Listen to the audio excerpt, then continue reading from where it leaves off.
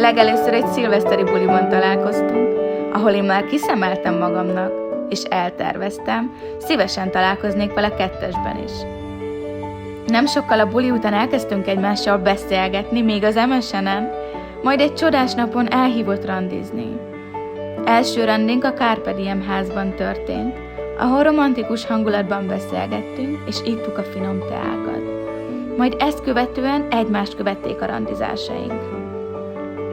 Csodálattal tölt el visszagondolva az egyetemi éveimre, amikor egy egész napos oktatás után tárt karokkal várt rám egy szál vörös rózsával a kezében. Annyira cuki volt, már akkor is tudta, hogy imádom a virágokat. Mindig, amikor kiléptem az egyetem ajtaján, már pillangók röpködtek a gyomromban, és alig vártam, hogy átöleljen és megcsókoljon. Általában nagyokat sétáltunk, beültünk kávézni, majd hazáig kísért engem. Az összejövetelünk pontos dátuma 2011. második hó 10, amikor szintén hazakísért, majd az elköszönésünknél megcsókolt, és azt súgta a fülembe. Ezt még folytatjuk. Akkor már mindketten sejtettük, ez nem csak egy szimpla barátság lesz köztünk.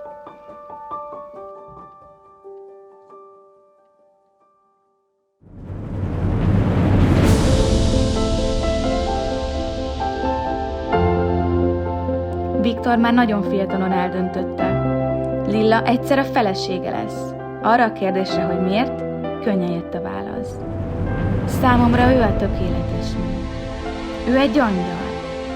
Lillácskát mindenki nagyon szereti. Majd jött a folytatás. Imádom, ahogy gondoskodik rólam. Hálás vagyok neki mindazért, amit a 12 év alatt értem tett. Annyi mindent tanított nekem. Nagyon sokat változtam mellette, jó irányba. A lánykérés évében volt 10. éves a kapcsolatunk. Éreztem, hogy az amúgy is erős kötődést még erősebbé kell tennünk. Tudtam, hogy igent fog mondani. Nagyon megható volt. Biztos vagyok abban, hogy ő lesz a legeslegjobb anyukája a gyermekeimnek.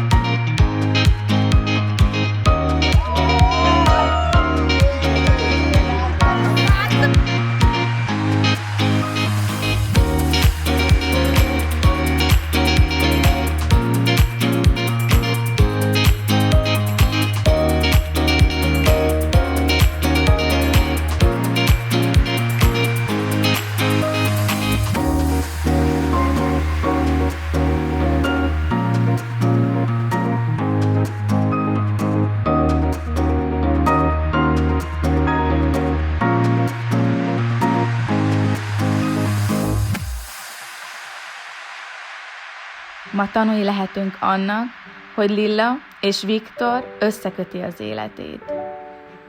Két egymást megértő szív indul ma útnak az életviharos tengerén. Szívüket elválaszthatatlanul csatolták egymáshoz, hogy ezzel is fokozzák erejüket az élet vihara ellen.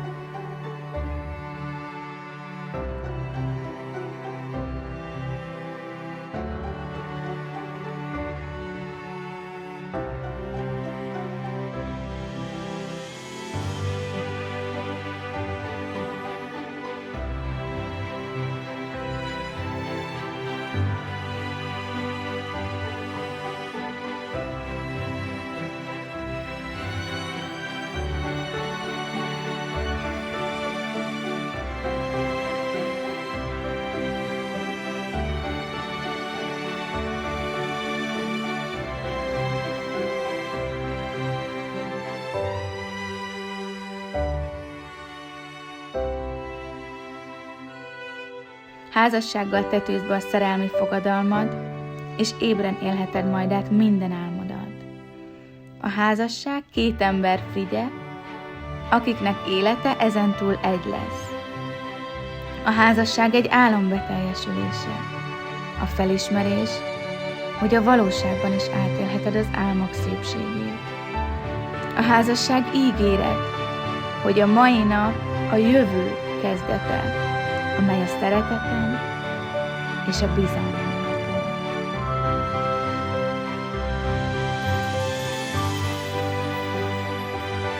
Szeretettel köszöntök mindenkit ezen a csodás napon. Ma tanulni lehetünk annak, hogy Lilla és Viktor összeköti az életét. Jó érezni azt, hogy szeretek. Nagyon, és egyre jobban. Ott bujkálni a két szemedben, rejtőzködni mosolyodban. Érezni, hogy szemeid már szemeimben élnek, és néznek, és érezni azt, hogy szép veled szép, és csak veled teljes az élet. Mit el nem értünk külön, tévelyegve, talán egy kis fészek adja meg nekünk, hol ajk az ajkon, egymást átölelve, nevetve, sírva, boldogok leszünk. Kijelented, Szinkulics Lilla Anna, hogy az itt megjelent Miskolci Viktorral házasságot szeretnél kötni? Igen. Kijelented, Miskolci Viktor, hogy az itt megjelent Szinkulics Lilla Annával házasságot szeretnél kötni? Igen. Egybehangzó igenek alapján megállapítom, hogy Szinkulics Lilla Anna és Miskolci Viktor Magyarország polgári törvénykönyvéről szóló törvény értelmezésében házastársak.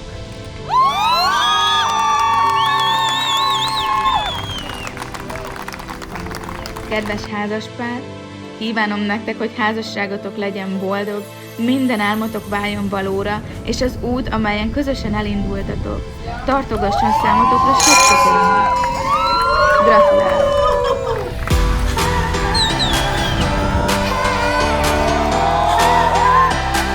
Nagy tapsot a hölgyeknek! Majdnem el is jöttünk odáig, tapsoljuk meg az úriembert, gyere kérlek egy fut!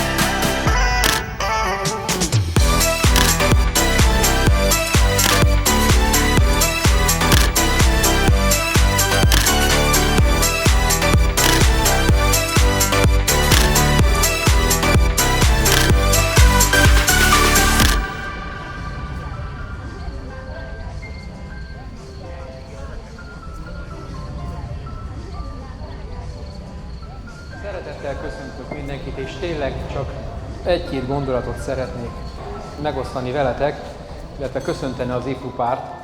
Én nagyon jól tudom, hogy milyennek kell lenni egy örömapa beszédének. Legyen rövid, mint egy szép, hosszú lányon a miniszoknya, ami csak úgy sejtett valamit, de a jövőt takarja.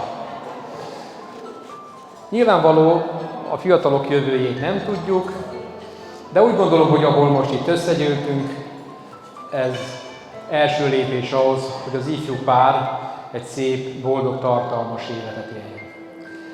Nyilvánvaló, egy ilyen házasság nem egy szerződés, amit előhozunk az asztalfiókból és egymás elé tesszük, hanem inkább csak egy elhatározás, hogy hosszú ideig együtt fogunk élni, és mind a nehézségben, mind az örömben, a szeretetben, a szomorúságban, a betegségben egymás mellett maradunk. És mindezt azért csináljuk, mert nagyon fontos, hogy tudjuk, hogy van kiért csinálni ezt az egész történetet. Nem is akarom hosszúra engedni a mondandómat, szeretném megköszönni mindenkinek, aki eljött ide, hogy osztozzunk, a gyermekeim, vejem, akit ezennel fiammá fogadok, hogy a életük első legboldogabb pillanatát ugye megoszták velünk. Szeretném megköszönni nektek, hogy nagyon-nagyon messziről van, aki külföldről jött el idáig, Debrecenből, Nyírmadáról, és a többi is sorolhatnám, hogy milyen messze, amit már a ceremóniamester megtett.